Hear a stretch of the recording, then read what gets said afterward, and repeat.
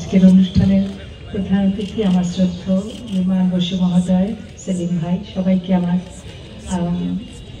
প্রীতি এবং শুভেচ্ছা। আজকের এই সুন্দর সকালে আপনাদের সবার প্রতি আমার আন্তরিক শুভেচ্ছা, কৃতজ্ঞতা জানাই আমাকে এমন একটি মহতী অনুষ্ঠানে আমন্ত্রণ জানাবার জন্যে, যেখানে সামাজিক শিক্ষা নিয়ে নানান ধরনের গবেষণা কর্ম হবে এই প্রত্যাশা রাখছি। Jyoti Basu centre for social studies and research. আমি শান্তিনিকেতনে আমার শিক্ষা জীবন এবং তারপরেও আমার গুরু কণিকা বন্দ্যোপাধ্যায় সূত্রে পশ্চিমবঙ্গের সাথে আমার নারীর সম্পর্ক। তো জ্যোতি বসু মহোদয় আপনারা সবাই জানেন একজন অত্যন্ত মহান নেতা এবং অসাধারণ একজন মানুষ ছিলেন, যেটা বলবার অপেক্ষা রাখে না। আমার একবার সুযোগ হয়েছিল তার সাথে সাক্ষাৎ করবার। আমি বাংলাদেশের জেনে এবং ঢাকার, তিনি আগ্রহী হয়েই আমাকে সময় দিয়েছিলেন আমাদের একজন পারস্পরিক বন্ধু কমলেশ সেনগুপ্তের মাধ্যমে। তো যখন ওর সাথে দেখা করতে গেলাম, খুঁটিয়ে খুঁটিয়ে জিজ্ঞেস করলেন বাংলাদেশের খবর এবং ঢাকার খবর বিশেষ করে। আর আমি সাথে করে নিয়ে এসেছিলাম ঢাকার একটা বিশেষ ধরনের খাবার, যেটাকে আমরা বাকরখানি বলি। যারা আপনার ঢাকায় মানুষ তারা জানেন। তো বাকরখানি নিয়ে এসেছিলাম।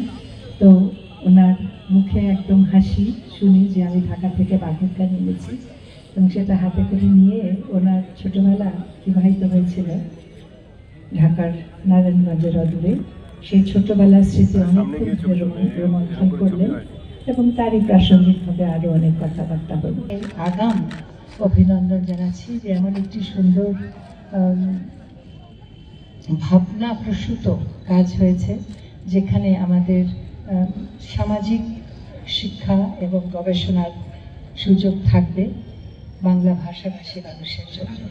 আমি বাংলাদেশের অরিজিন হিসেবে মনে করি যে বাংলা ভাষাভাষী আমরা যারা মানুষ আছি দুই বাংলায়, আমাদের ক্ষেত্রে এই গবেষণার এবং জায়গাটি হয়তো উভয়ের ক্ষেত্রেই একটা অনেক ভালো সম্পর্ক তৈরির ক্ষেত্রে অবদান রাখবে গবেষণার ক্ষেত্রে। এবং একজন সঙ্গীতের মানুষ হিসেবে আমি মনে করি সঙ্গীত এবং সংস্কৃতি আমাদের সামাজিক শিক্ষার সবচেয়ে গুরুত্বপূর্ণ বিষয়, আমাদের সামাজিক পরিচয়ের সবচেয়ে বড় পরিচয়। আমরা যে বাঙালি, বাংলায় কথা বলি, বাংলায় গান গাই, দুঃখে সুখে বাংলায় একভাবে ভাবি, সেটির নানান ধরনের গবেষণার স্কোপ থাকছে, সুযোগ থাকছে। আশা করব যে এই কেন্দ্রে সেই ধরনের গবেষণা নিয়ে কাজ হবে।